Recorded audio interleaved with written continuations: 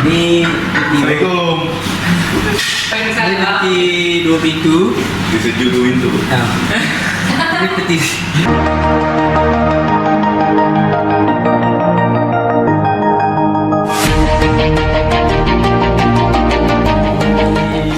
Segi 2 pintu. Yang ni bahagian freezer, bawah ni bahagian chiller. Ni yang beku dan ni yang biasa. Dalam ni kita tengok peti yang saya dah buka. Saya dah buka. Dalam ni ada evap.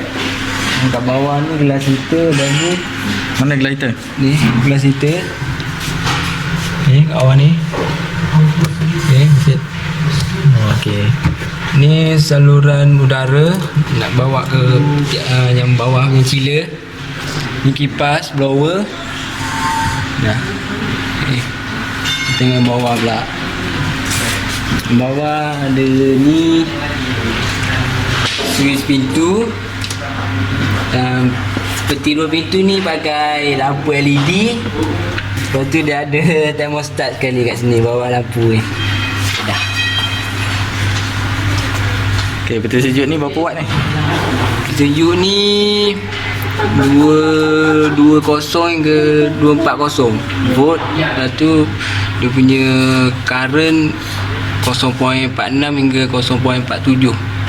Punya power pula sampai 103, 95 sampai 103.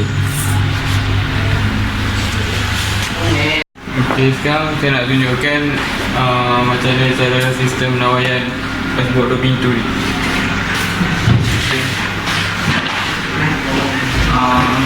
Ini cara penawaian dashboard 2 pintu.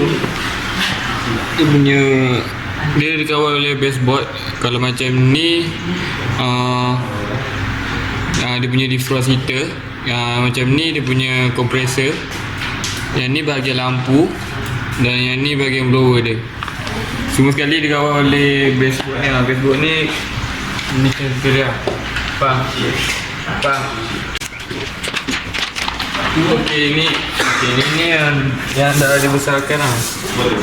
Ini saya besarkan. Okey, baseboard ni lah yang dikawal oleh dashboard ni.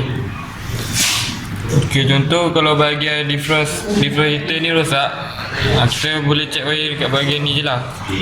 Kalau contoh bahagian kompresor di bahagian ni je lah. Kalau lampu ni, kalau untuk blower ni, semua sekali yang kawal dia punya wiring dia kat bahagian baseboard ni. Contoh kalau semua komponen ni boleh gunakan, tapi aircon masih tak boleh dijalankan, mungkin ada punca di bahagian dia punya dalam motherboard ni lah. So satu komponen dia rosak ke, mana tahu ke. Okey, saja.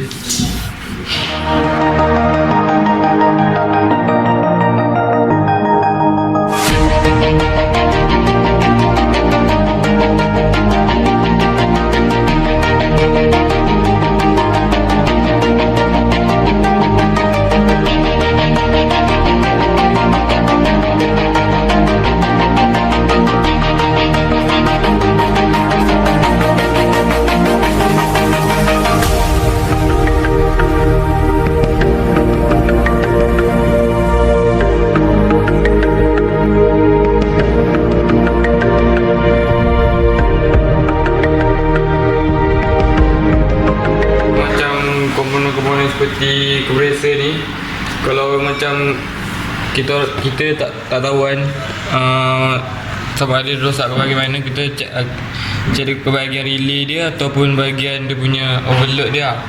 Kalau macam blower ni, kita check bahagian dia punya semua controller ni lah.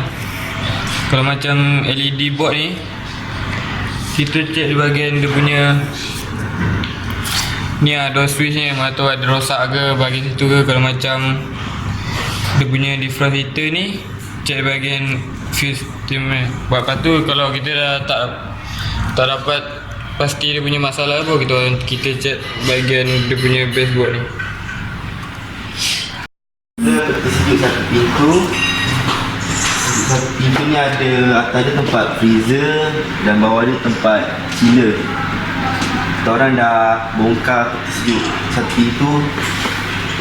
Ini peti sejuknya. Atas ni dia ada event dia. Lepas tu ni dia punya switch pintu dia.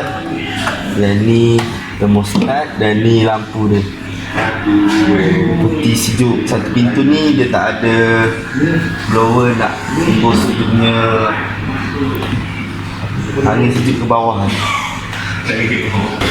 Okay, sekarang ni saya nak tunjuk pendawaian tentang peti sejuk satu pintu. Kat sini dia ada punya lakaran. Dia ada blok ni ya. Dia simple je. Macam ni ada motor protector, relay, thermostat, door switch tu dengan lampu lah. Ni punya supply. Pendawaian peti sejuk ni lebih simple daripada peti sejuk yang dua pintu lah. Ni contoh dia.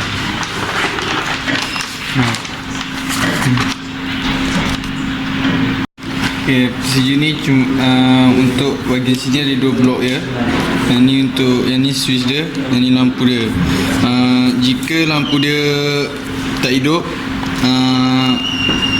perlu cek bahagian sini je. Tak perlu cek bahagian sini, tak perlu. Yang kita perlu tengok kat sini je kalau lampu tak hidup. Kalau kompresor pula tak hidup, kita akan cek tiga blok ni. Motor protector, relay dengan thermostat.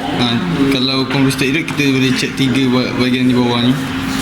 Sekiranya dua-dua tak hidup, kita boleh cek dekat power supply dia. Kita kena cek lah kat situ.